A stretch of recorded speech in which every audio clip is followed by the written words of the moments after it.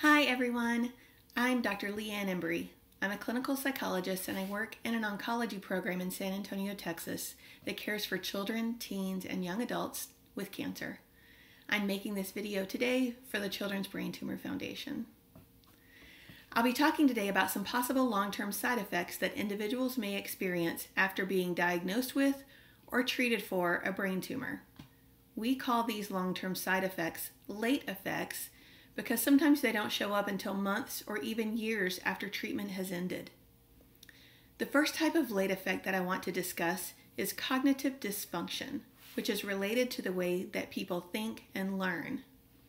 Up to 75% of brain tumor survivors may experience some type of cognitive difficulties after treatment. This can include trouble with learning, concentrating, problem solving, planning, or even making decisions.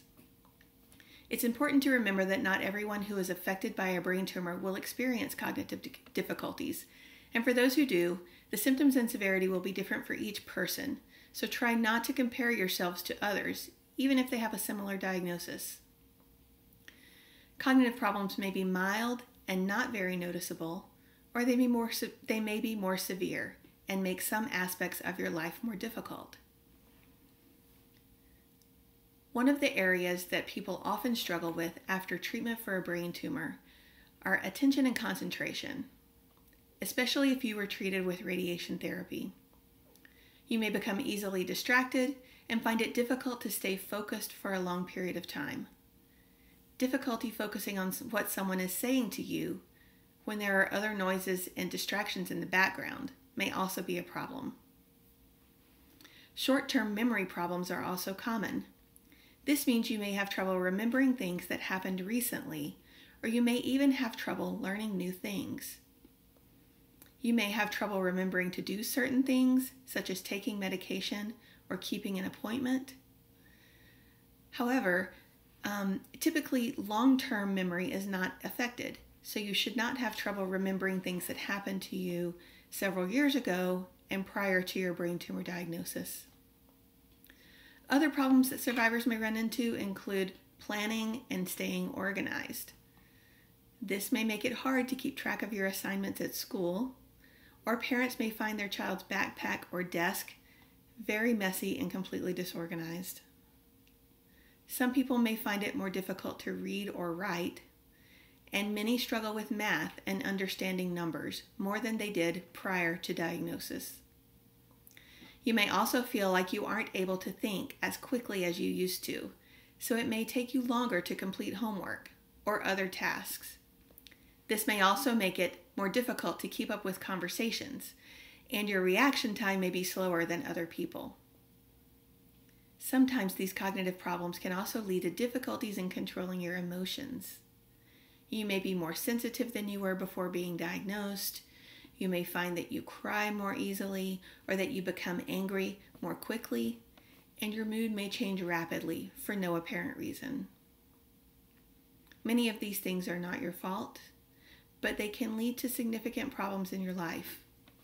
So this brings me to the next topic that I want to talk about, which is how treatment for a brain tumor can affect your social relationships. So during treatment, as everyone is probably aware, many people become disconnected from their friends, and some even grieve the loss of the social life that they had before diagnosis. Once treatment is over, most people expect their lives to return to normal. But in reality, it's usually necessary to adjust to what will be your new normal. Our brains control every aspect of who we are, what we do, what we think, and even how we feel. It may not be too surprising then that being diagnosed with or treated for a brain tumor may cause changes to behavior, personality, and social interactions. Social cognition is the ability to understand social situations and behave in an appropriate way. Social cognition can be affected by a brain tumor, and this can impact your relationships with other people in some significant ways. For example, it may be difficult to know how to listen well when someone is talking to you and when it is your turn to talk.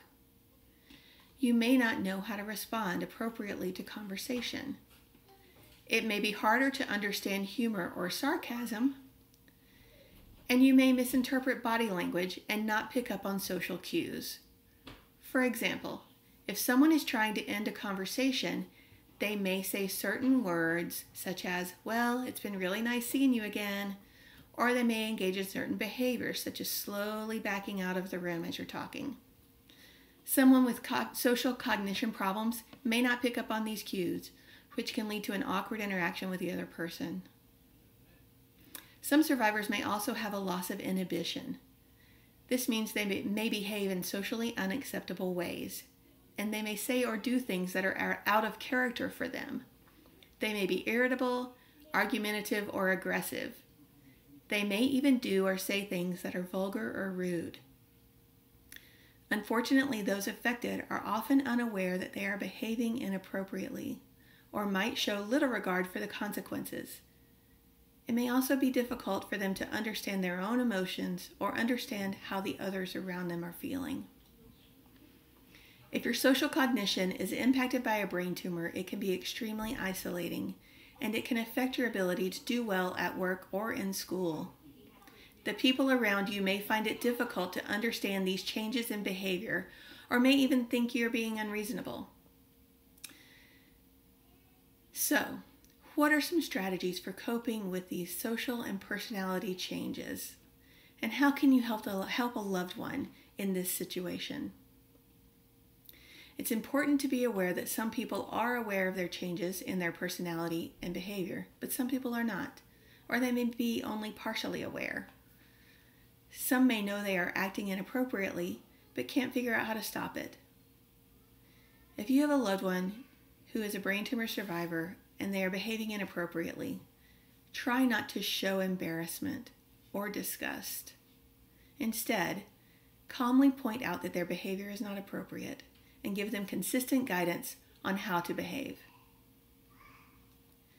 Educating friends and family about the difficulties can also be very useful. If they have a better understanding of the reason behind a person's behavior, then they may be able to support the person a little better or ignore some of the comments.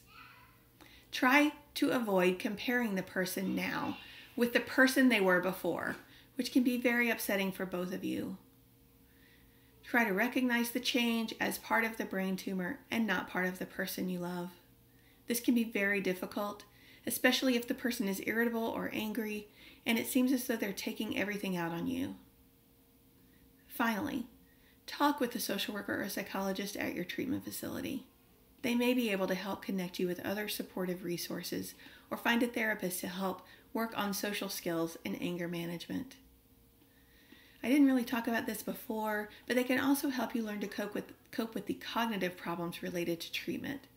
Social workers often work very closely with schools to make sure survivors are receiving the type of accommodations that they need to be successful in navigating the new normal at school, both in the classroom and in interacting with their classmates.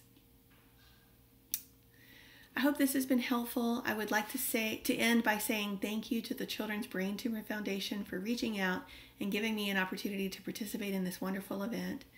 And thank you all for watching.